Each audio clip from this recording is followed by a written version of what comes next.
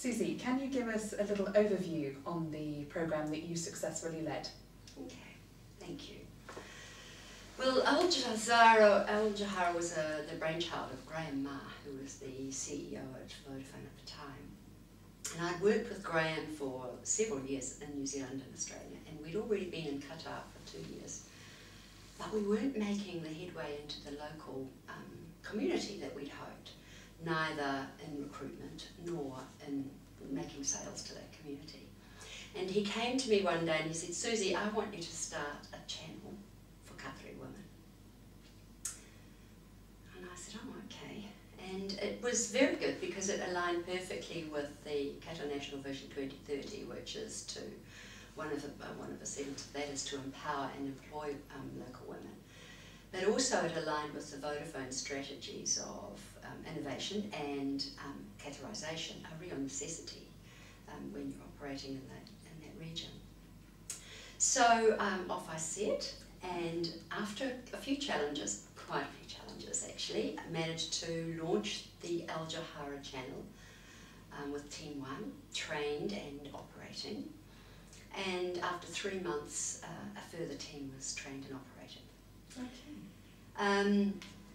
After 12 months, actually, it was fantastic. We'd had a lot of challenges, but we were able to report to the business and make a bit of a fuss about the fact that every single one of the Joharas, contrary to expectation, had well and truly beaten their sales targets. They sold SIM cards, they sold smartphones, which they loved, and recharge, which is top up, an important part of any mobile business. And can you tell us a little bit about how you went about finding these local Qatari women? Well, that was certainly my first challenge, because everyone I spoke to, every Qatari I spoke to, couldn't imagine themselves or anyone they knew undertaking a task like selling products and services to their local community.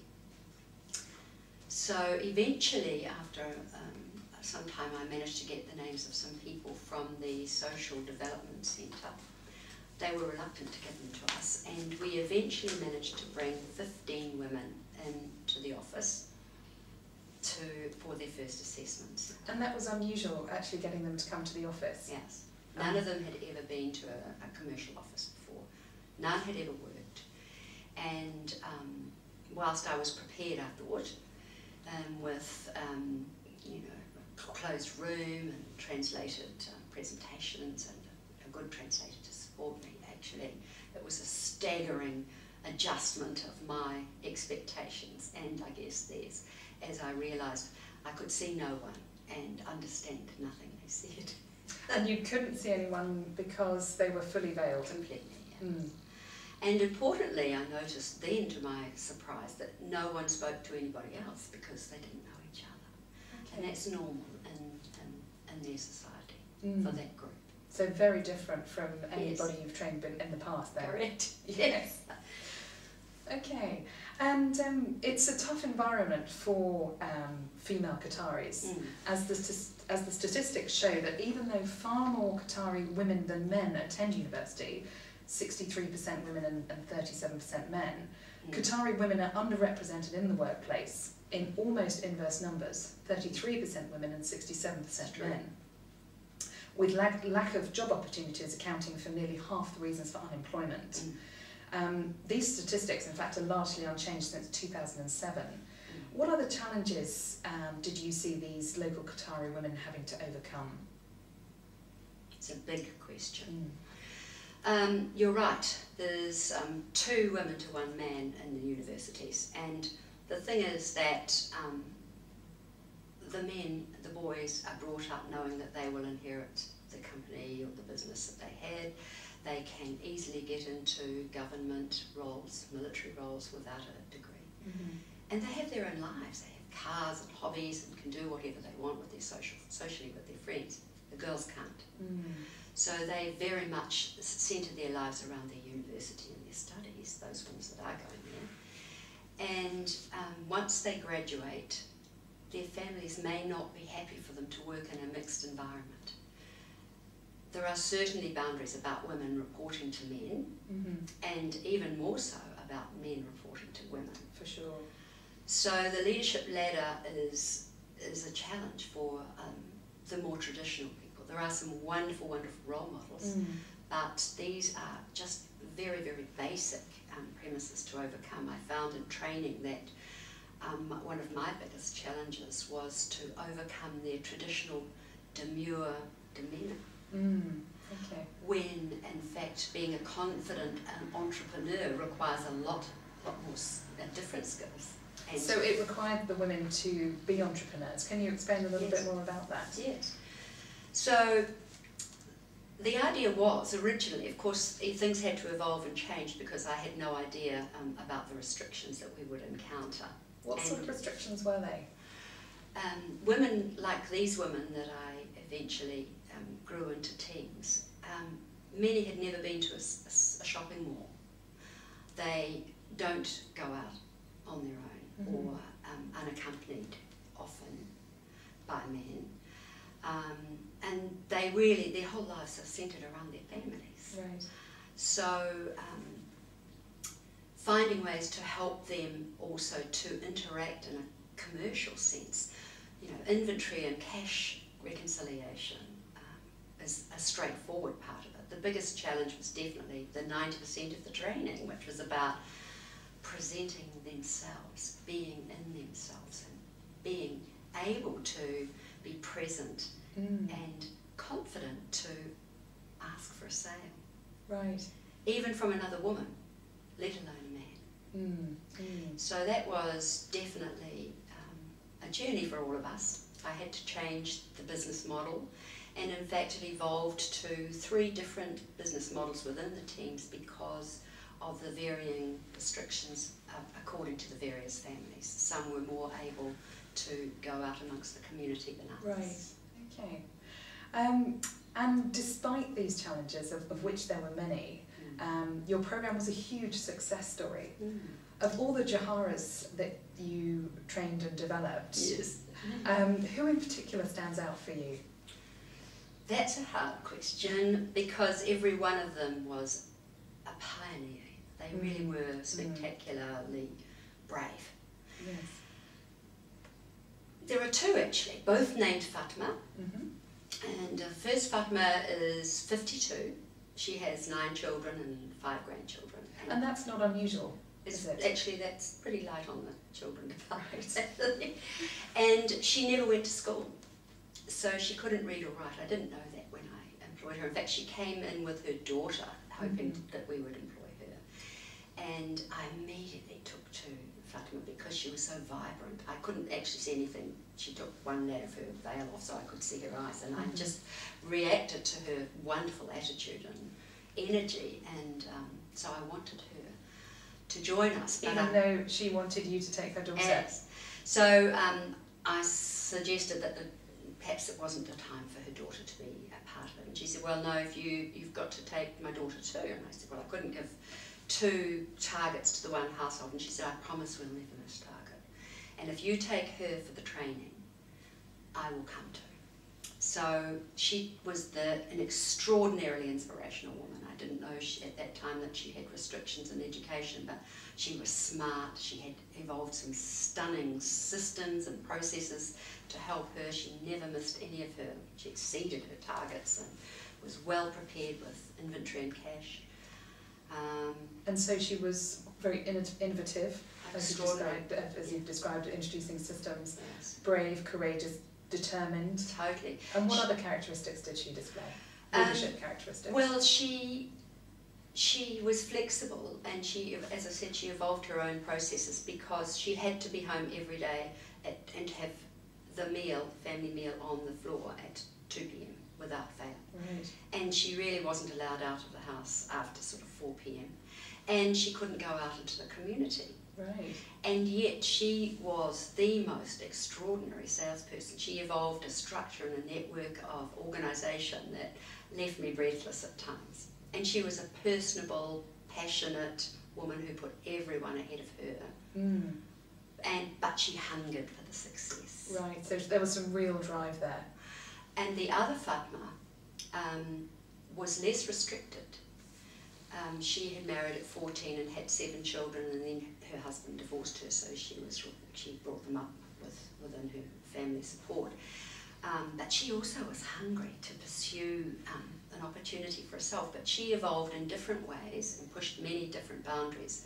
For example, going to the camel races, really a male domain, fully covered, holding a kiosk and selling there, and with the permission of the chef, and setting up an extraordinary network which took Vodafone into the Amari Guard, the Air Force, and other places that Vodafone never would have been without Fatma's extraordinary passion and commitment. And courage too. Yeah, she was so incredible. It's interesting, these traits that you talk about, so the agility, particularly with Fatima #1, who couldn't even read or write, yet she obviously demonstrates real learning agility. And to get where for she did. Absolutely passion as well. Yes. So innovation, creativity, resilience, determination, courage. Yeah. They're all traits that you would expect to see in a modern leadership journal. Yet they were still able to remain faithful to her cultural roots. For example, being back at home at 2 p.m. on the dot every day for the regular family meal. So that to me suggests that she was actually truly authentic in the way that she displayed those leadership characteristics. What do you think? Oh, look, it's 100% true. I don't think a true leader has to be authentic. You absolutely have to be in yourself and in truth. And she certainly was. In fact, successful people are, aren't they? Yes, for sure. So I think every one of those women in their way, it was difficult for them to understand the sense of being present, because it's not a requirement. They're not in business, they've never been in business, but they all became mini mobile entrepreneurs and hubs in their own communities. When I was there was a lot of personal development. I was trying to show them what being present meant, and I used Fatma as an example because she was always earnestly present, and they understood that completely. And I said to Fatma, "Why are you so always earnestly present?" Always with the translator, of course. And she said, "This is my only chance. I might not get another chance. I have to be here." Right. So she memorised everything. And being present with all of those women took them through the barriers and the boundaries and the obstacles that they had to confront. It's interesting. You've talked about some of the challenges that the Joharas faced. Yeah. What about you, Susie? What obstacles did you have to overcome? Okay. Oh, that was interesting. Everyone was a challenge that I'd never encountered before, so that I never conceived. 20 years experience. Yeah. Certainly, the language was a challenge, because whilst I had two people I could rely on to help me with translation and training and interviews and so on and so forth, they were also Qatari. And for example, I was talking to the women on one occasion about them being able to make a choice about how they worked and beed in their life. Unfortunately, that translated into, you don't have to do what your husband says. Right. So that led to some pretty uncomfortable conversations down the line. On the other hand, we had some extraordinarily hilarious misunderstandings which we shared. The challenges were also about process and procedure and evolving and being innovative about ways to do things. But on the other hand, at times I felt very lonely because not many people truly realised the challenges that were involved, and I was nervous about upsetting. I didn't want to upset anyone in that culture because I recognised their courage and what pioneers they were, and even their families initially, whilst reserved, they wanted to be with us and they wanted everyone to succeed, but they had their reservations, and I had to be mindful of their history And so a lot of different sort of challenges, Yeah. like you said, like nothing you'd ever faced before. Correct. And what personal strengths and qualities did you draw upon to overcome those challenges? I've got a great sense of humour. Okay. So I could usually find something positive, and the girls did too. The girls did. They understood in translation. Some things are lost in translation, Sure. but very often we laugh and get it. And so you have to be 100% truthful. Okay. And I never give up anyway. I wanted them to succeed. I just so was passionate about their success. Sure. Because I could see what they were doing to pull out all the stops. Their attitudes were positive and courageous, and I wanted to support them. So I had to be there. So determination, Yeah. support, sense of humour, and Yes. what else?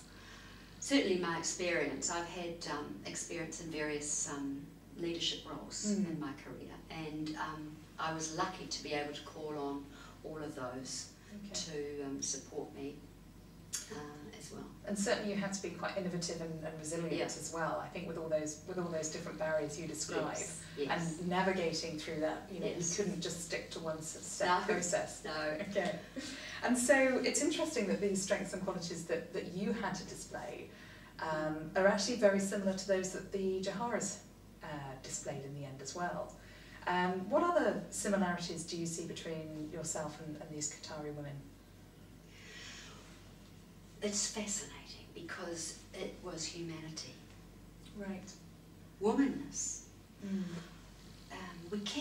We all care about the same things. Ultimately, when it comes back to what matters, we care about our families.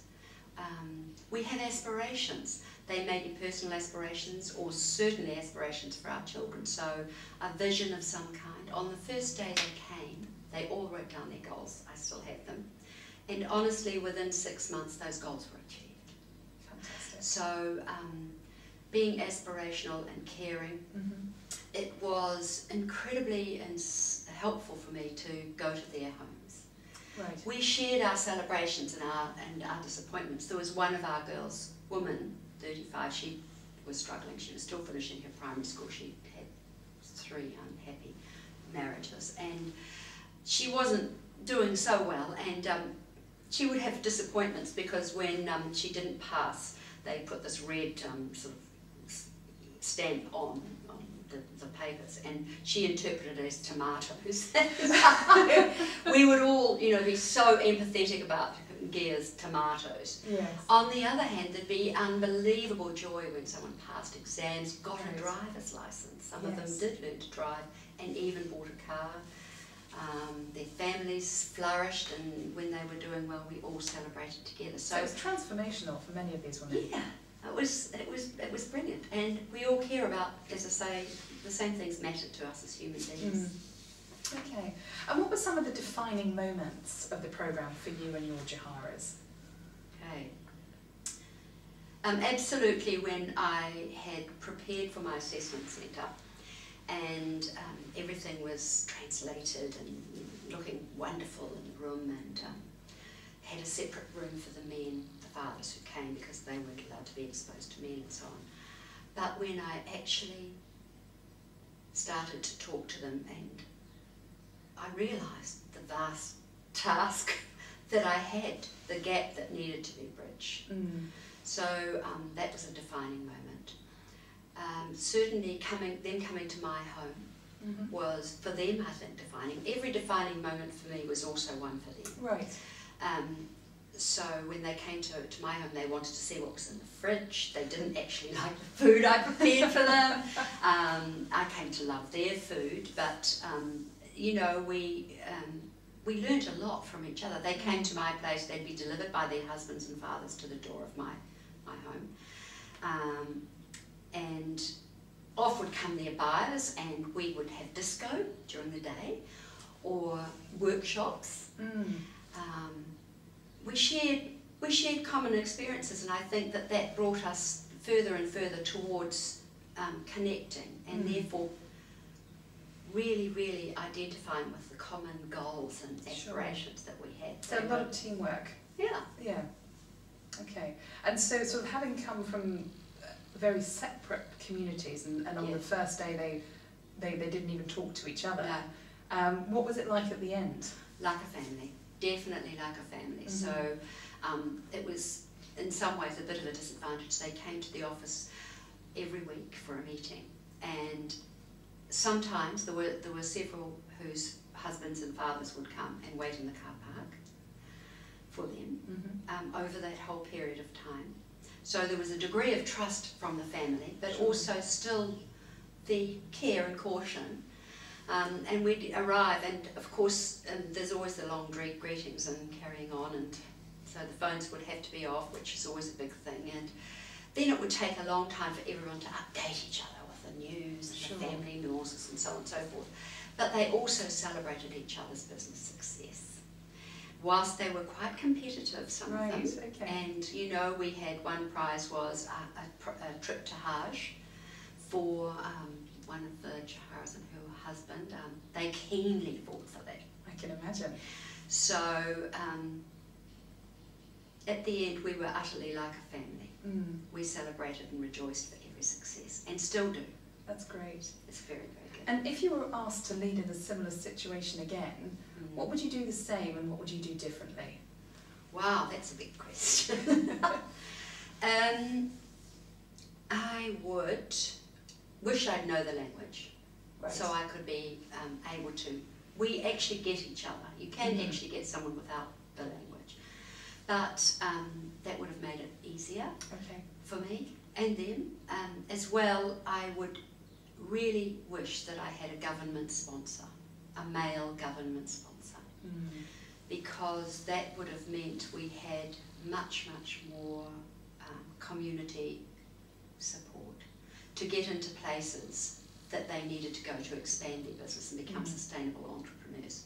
Because they had their families, that was limited. But then we got into schools and women's universities and to various other places, but not all of them could go into public places. Having a government or a high-level sponsor would have been, and publicity for that would have helped them. Sometimes they struggled to be recognised as bona fide Vodafone representatives, even though they had their IDs. Don't forget they don't have their photographs. So there were those sorts of challenges. I'd make sure that I addressed that more fully. And what would you do the same? I trust myself, and I keep my belief. I know that people want the best for themselves and their families. So whilst they may have a veneer that doesn't look like that, and it doesn't look as though we can permeate it, we can. Okay, great, thank you for that.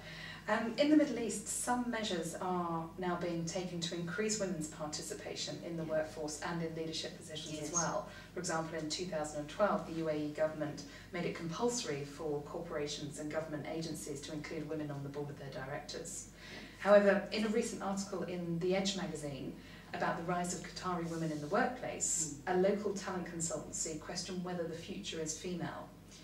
They concluded that while there is progress being made, there is still much to be done and women continue to face challenges in the Qatari workplace.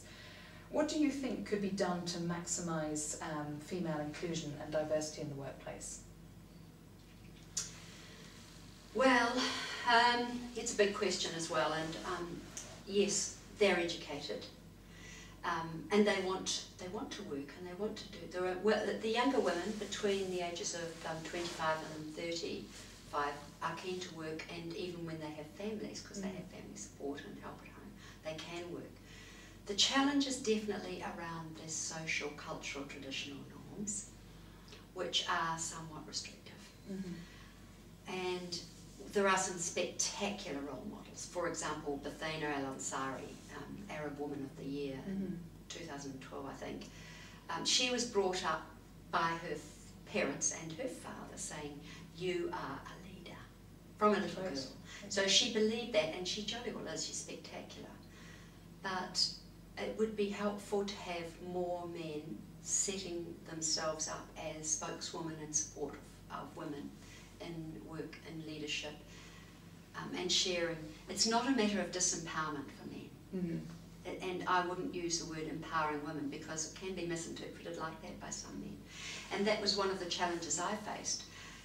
And once they trusted that the traditions and the cultures were still being upheld, Yes. and there was financial benefit and personal development for them and their families, they trusted. And the same would be true if there was more education of the public and the men in the community, and in the majlis, which is where actually men go most nights. Right. Those conversations would transform the way forward for women in leadership and in work in the Middle East, in Qatar and in the Middle East. Sure. Okay, thank you very much, Susie, for your time today. It's a pleasure. Thank you. Cheers.